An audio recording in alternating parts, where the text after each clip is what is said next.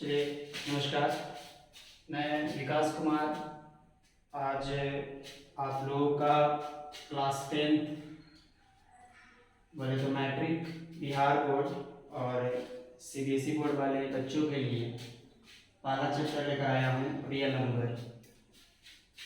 तो हिंदी बोले तो वास्तविक संख्याएं। ये जो वास्तविक संख्याएं हैं, ये वास्तविक संख्याएं पढ़ने से पहले हमें जानने पड़ेंगे कुछ छोटे छोटे टर्म, छोटे छोटे टॉपिक देखने पड़ेंगे, क्योंकि इसमें जो हमारा पहला टॉपिक है वो है यूक्लिड विभाजन प्रमेय का। तो यूक्लिड विभाजन प्रमेय का शुरू करने से पहले हम देखेंगे कुछ छोटे छोटे टॉपिक जो कि क्लास 8 में भी हम लोगों ने पढ़ा है, 9th में भी पढ़ा है और 10th में भी थोड़ा सा एक झलक देख लेते हैं। सबसे पहला वास्तविक संख्या रियल नंबर जानने से पहले हम जानेंगे कि प्राकृत संख्याएं क्या हैं। प्राकृत संख्याएं बोले तो इंग्लिश में नेचुरल नंबर्स। नेचुरल नंबर किसको बोलते हैं? देखिए, दुनिया में जितनी भी गिनती की संख्याएं हैं, गिनती की संख्या आप जानते हैं, गिनती जो स्टार्ट होता है, काउंटिंग स्टार्ट होता है, 1 से स्टार्ट होता है। तो जितनी भी गिनती की संख्याएं हैं, 1 2 3 4 ऐसे अनंत तक, जहां तक चले जाए गिनती की संख्याएं ना है।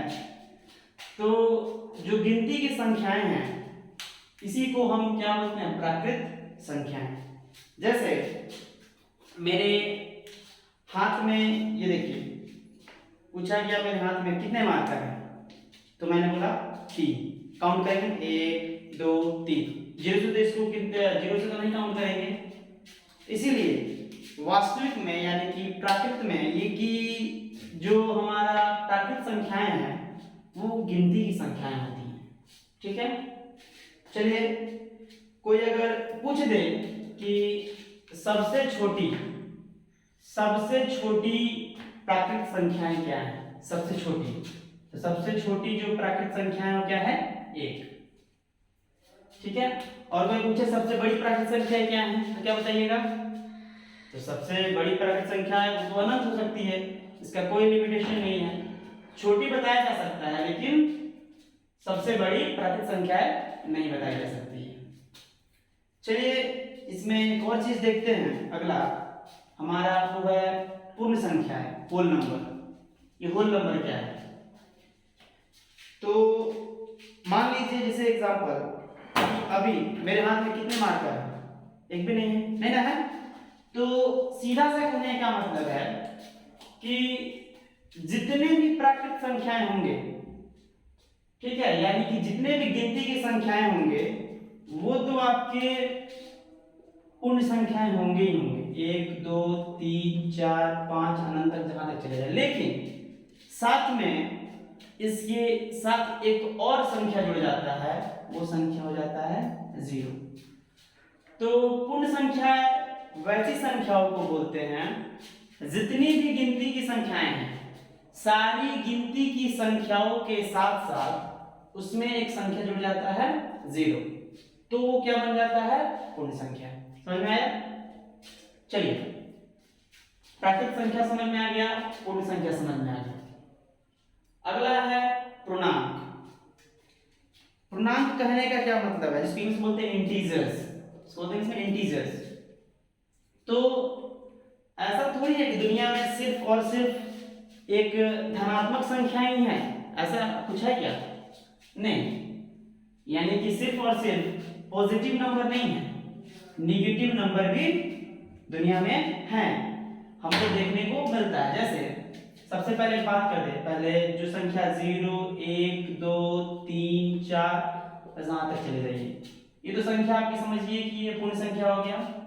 अब इसमें ऋणात्मक संख्याएं जैसे -1 -2 -3, इसमें ऋणात्मक संख्याएं भी आ गई। तो ऋणात्मक साथ साथ 0 और जो प्राकृत संख्याएं हैं ये सारे संख्याओं आपस में एकजुट हो जाएगी, मिल जाएगी तो वो संख्या हमारी क्या हो जाती है, उसका एक नाम दिया गया, इसको बोला जाता है पूर्णांक। क्या बोला जाता है? पूर्णांक। ठीक है, फिर से रिपीट करते हैं, देखिएगा प्राकृत संख्या तो आपका गिनती की संख्या हो गई, 1 2 3 4, गिनती यहीं से स्टार्ट होती है, तो प्राकृत संख्या हो गई। पूर्ण संख्याएं, जितने भी प्राकृत संख्याएं हैं उसमें एक जीरो ऐड हो गया, तो वो संख्या हमारी क्या बन गई? पूर्ण संख्याएं। संख्या क्या हो गई? पूर्ण संख्याएं, यानी कि होल नंबर। ठीक है, नेक्स्ट पूर्णांक, इसको इंग्लिश में इंटीजर्स बोलते हैं। जितनी भी संख्याएं 0 1 2 3 4 जो धनात्मक थी, इसके साथ साथ एक ऋणात्मक यानी निगेटिव ऋणात्मक संख्याएं भी इसके साथ आके जुड़ गई, तो ये संख्या क्या होगी हमारी? इंटीजर्स। क्या कहलाएगी? इंटीजर्स। ठीक है, चलिए इसी में हमारा एक अगला टॉपिक है परिमेय संख्याएं। एक्चुअली में ज्यादातर इस चैप्टर में रियल नंबर में हमें परिमेय अपरिमेय ही देखना है, इसी नंबर की जानकारी हमें होनी चाहिए। अगर ये सारे नंबरों को, ये दोनों नंबरों को अगर हम जान गए, समझ गए, तो हमारे लिए रियल नंबर आसान हो जाएगा। क्योंकि आगे जब देखेंगे तो रियल नंबर जो होता है ना, यही दोनों का योग जो होता है वो रियल नंबर कहलाता है। ठीक है, यानी कि वास्तविक संख्या कहलाता है। तो सबसे पहले देख लें कि परिमेय संख्याएं क्या है। तो वाकई में जो परिमेय संख्या होता है वो परिमेय संख्या p बटे q के रूप में होता है। किस रूप में होता है? p बटे q के रूप में, जहां पे p जो होता है ना, p, ये p कोई भी पूर्णांक हो सकता है, चाहे धनात्मक हो चाहे ऋणात्मक हो। q जो होता है ना, ये भी पूर्णांक ही होगा, लेकिन जीरो के अलावा, यानी कि q जो होगा ना वो आपका जीरो कभी भी नहीं होगा। सीधा सा समझ में है, सीधा सा मतलब क्या आया कि जो परिमेय संख्या हुआ, ये परिमेय संख्या p बटे q के रूप में है, जहां पे q जीरो कभी भी नहीं हो सकता है।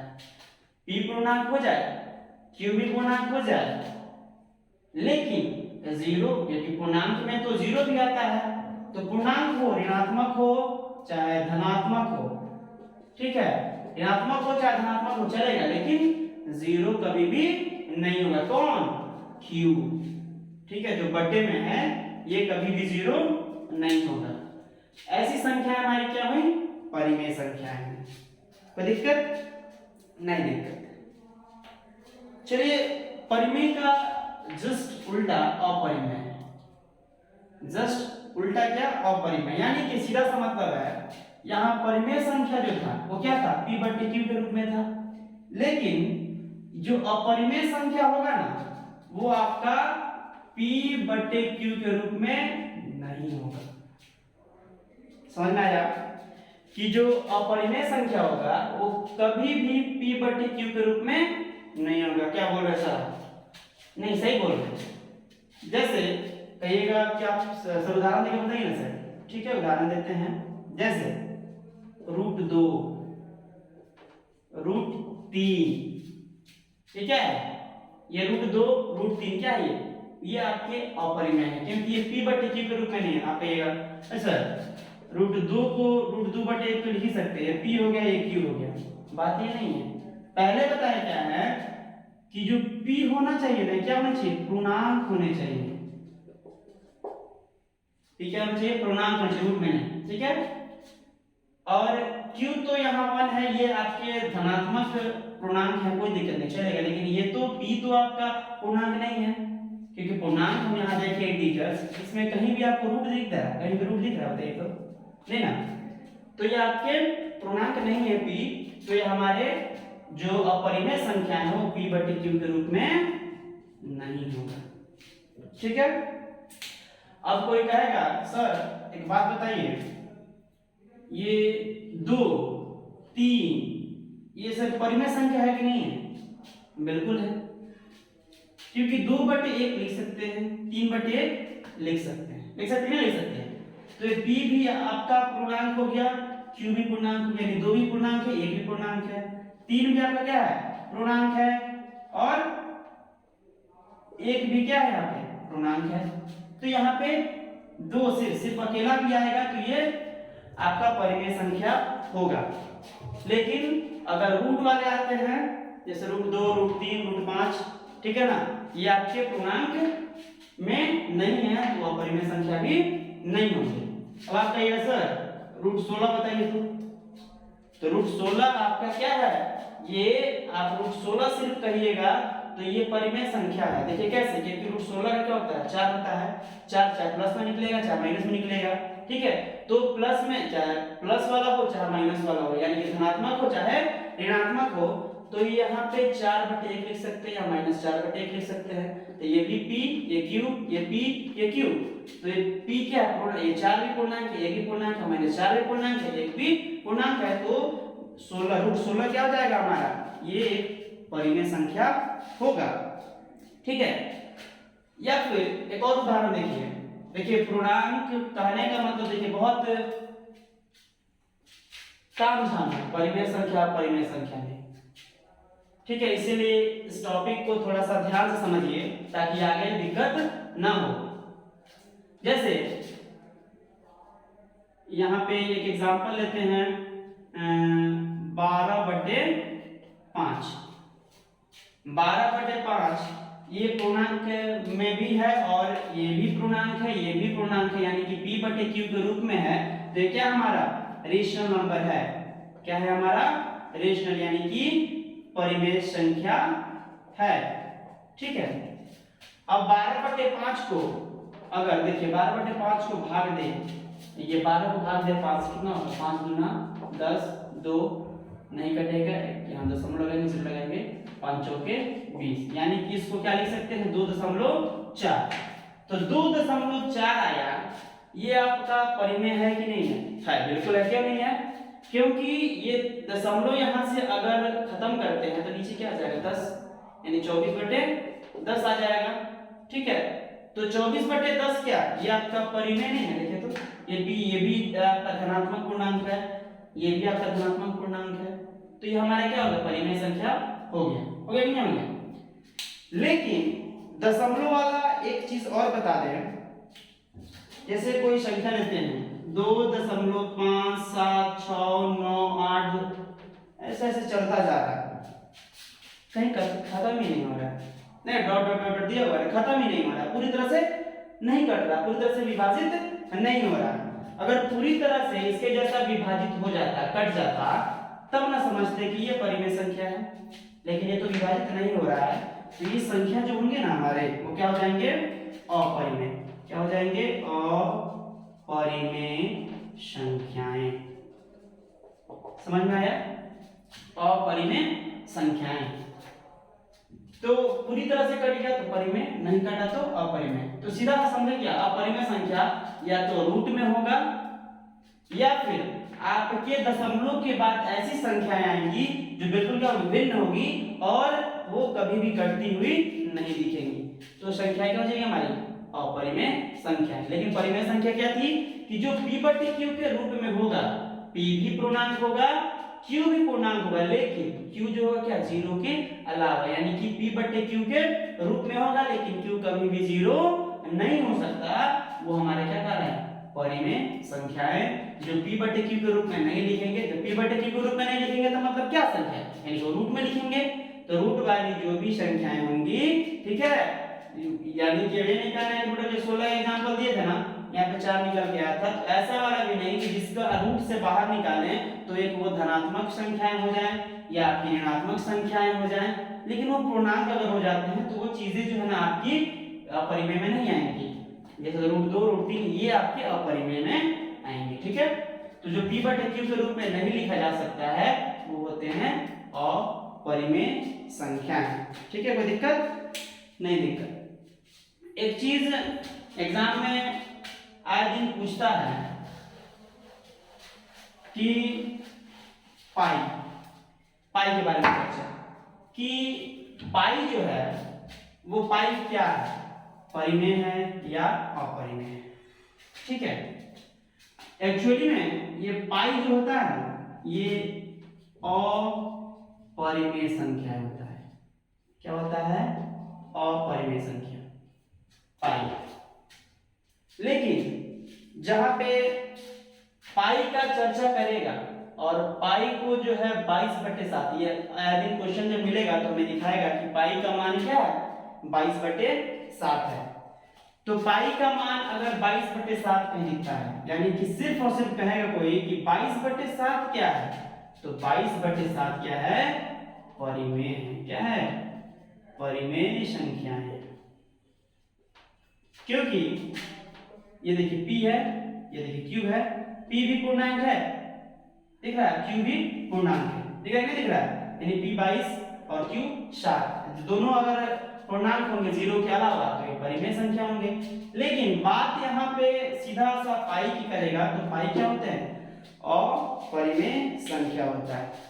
एक्चुअली में एक इंटरेस्टिंग बात आप लोगों को बता दें कि जो पाई का मान होता है ना, पाई का, ये पाई का मान 22/7 नहीं होता है। एक्चुअली में ये पाई का मान जो होता है 22/7 नहीं होता है। ये पाई का मान लगभग, ये लगभग का चिन्ह है, दिख रहा है ना, ये लगभग का चिन्ह है, लगभग का चिन्ह है। पाई का मान एक्चुअली में 22/7 नहीं होता, लगभग 22/7 होता है। पूरा नहीं कह रहा है, पाई का मान लगभग 22/7 होता है। एक्चुअली में पाई का मान 22/7 नहीं होता, लगभग 22/7 होता है। ठीक है, तो अगर कहीं क्वेश्चन में पूछता है पाई क्या है, अपरिमेय है या परिमेय है, तो जहां पाई सिर्फ बोलेगा ना, वहां आपको आंख बंद करके अपरिमेय बोल देना है। जहां 22/7 की बातें करेगा वो परिमेय संख्या होगा। ठीक है, बोले तो परिमेय रेशनल नंबर और अपरिमेय यानी 22/7 रेशनल नंबर हो गया, और पाई अपरिमेय यानी कि ये इरेशनल हो गया पाई। समझ में आया कि नहीं? कोई दिक्कत? नहीं दिक्कत। देखिए, तो ये चैप्टर स्टार्ट करने से पहले हम लोगों ने ये चीजें देखा, तो ये चीजें जो है ना मिलकर जानते आप कहां तक आएगी कि अब हमारा एक आखिरी टॉपिक था वास्तविक। यही चीज जाने तो अब जान जाएंगे कि वास्तविक संख्याएं आखिर होती क्या है। देखिए, वास्तविक संख्याएं जो होती है ना, परिमेय संख्या को और अपरिमेय संख्या को, दोनों संख्याओं को अगर हम मिला देते हैं, दोनों संख्याओं को एक जगह इकट्ठा गुच्छे में रख देते हैं, तो ये हमारा वास्तविक संख्या बन जाती है, रियल नंबर्स बन जाता है। समझ में आया? ठीक है, एक चीज मैं बता दूं कि प्राकृत संख्या को जो है ना, यानी नेचुरल नंबर को n से डिनोट करते हैं, n से दर्शाते हैं। बताया नहीं, लेकिन देख लीजिए, प्राकृत संख्या को n से दर्शाते हैं, n से दिखाते हैं। पूर्ण संख्या बोले तो होल नंबर्स को w से दिखाते हैं। होल नंबर्स को किससे दिखाते हैं? w से दिखाते हैं। पूर्णांक जिसको बोले तो इंटीजर्स, इंटीजर्स को जो है हम लोग z से दिखाते हैं। किस चीज से? z से दिखाते हैं। परिमेय संख्या को जो है ना, परिमेय संख्या देखा ना, परिमेय संख्या, परिमेय संख्या को हम लोग q से दिखाते हैं। अपरिमेय संख्या को q छोटा सी देखा नहीं, QC से दिखाते हैं। वास्तविक संख्या यानी रियल नंबर को r से दिखाते हैं। ठीक है, कोई दिक्कत? ये चीजें थी। हमारा इस चैप्टर वास्तविक संख्या स्टार्ट करने से पहले छोटा सा टॉपिक जो था हमारा, छोटे छोटे टर्म जो थे सीखने थे। अच्छे से अगर ये हम जान लेंगे, समझ लेंगे, तो चीजें हमारे लिए आसान हो जाएगी। चैप्टर हमारे लिए बिल्कुल आसान हो जाएगा। ठीक है, तो वास्तविक संख्या के लिए टॉपिक ये हम लोग छोटा छोटा टॉपिक जान गए, तो फिर आगे हम लोग देखेंगे अगला टॉपिक हमारा यूक्लिड विभाजन प्रमेय का। फिलहाल आज के लिए इतना ही, फिर नेक्स्ट क्लास हम लोग स्टार्ट करेंगे यूक्लिड विभाजन प्रमेय का, जो कि यही सारी चीजें वहां पे यूज किया जाएगा, यही सारी चीजें इस्तेमाल किया जाएगा। ठीक है, आज के लिए फिलहाल इतना ही। चलिए, थैंक यू।